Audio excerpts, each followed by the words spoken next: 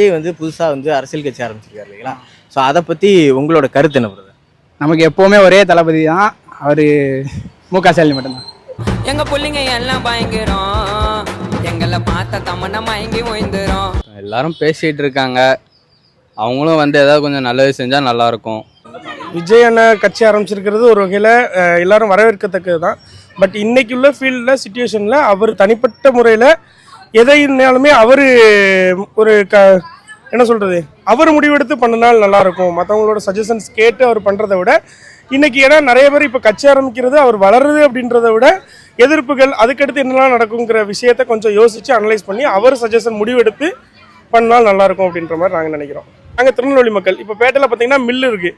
So இந்த மில்லை இது வரைக்கும் யாருமே நாங்கள் ஓப்பன் பண்ணுவோம் அப்படின்ற மாதிரிலாம் யாரும் சொல்லலை. ஸோ அப்போ அவர் எலெக்ஷன்லேயே நின்னாலும் லோக்கல் பார்ட்டி திருநெல்வேலியில் நிற்கிற மக்கள் திருநெல்வேலி தொகுதிக்கு என்ன பண்ணுவாங்கன்றதை பார்த்து தான் நாங்கள்